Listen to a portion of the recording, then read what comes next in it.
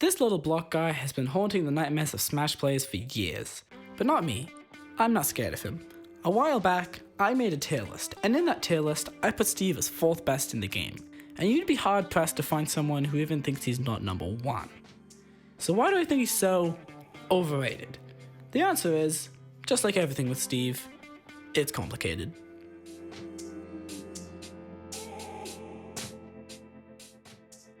To determine how good characters are, you need to know what makes them strong in the first place.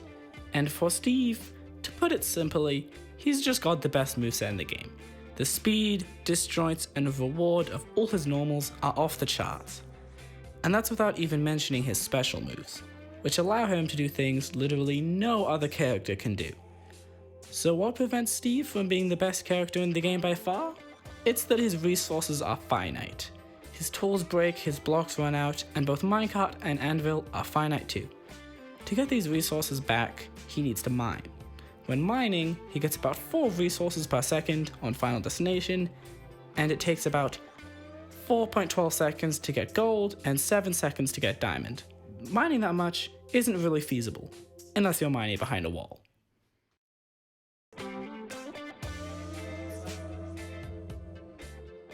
There are 3 ways to beat wall. You can break the wall, jump over it, or complain on Twitter until Steve gets banned. If you want a more short-term solution though, you'll have to go with the first 2. If you break the blocks, you probably won't get hit by anything worse than a dash attack, but you won't really gain anything other than a bit of stage control, I guess. Jumping over them has more potential reward, but also more risk, as you can see here. So how do you beat Steve blocks?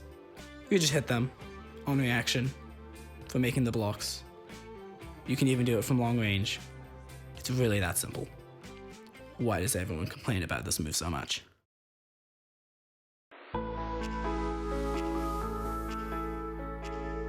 Steve is slow, really slow, which is obviously a pretty big weakness in pretty much every scenario. And the only way to get around this is to use minecart, which might not seem so bad if you've played against a minecart spamming Steve, but I assure you it's more punishable than it looks. It takes about 35 frames or just over half a second for Steve to get neutral air out after minecart. Easily enough time to react and punish it. You do need pretty good spacing for it to work though.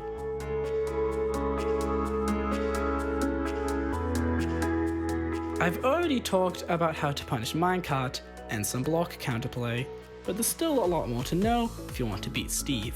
You can push Steve while he's crafting to stop him from finishing his tools. You can go underneath or in between blocks when there's a gap. Steve mines much slower on Lialat. Steve can blow up TNT safely with down smash or up tilt.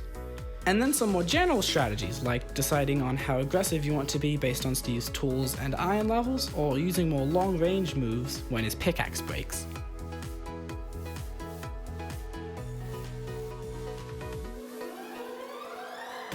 The 2 reasons many people argue for a Steve ban are 1, that he's too broken.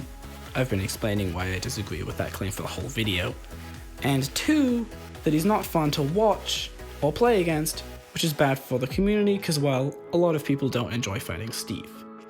It's hard to make a strong argument against this because it's so opinion based and I don't know how many people do or don't like Steve. But I do think there are some problems the ban will cause that most people aren't really thinking about. The first problem is that unless every tournament in the world bans Steve, it will put everyone from Steve banned regions at a disadvantage when traveling because they won't know the matchup. Also, who's to say it will end with Steve? How can you be sure there won't be bans for other hated characters like Kazuya or Rob or Sonic? If anyone's main could get banned at the drop of a hat, that would probably be pretty demotivating for players. And then there's the Steve lovers. Now you probably don't think there's a lot of them, but you might be surprised at how many there are.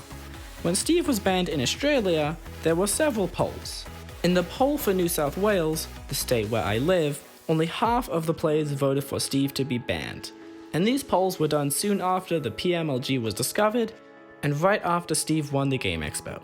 So they were probably skewed in favor of a Steve ban.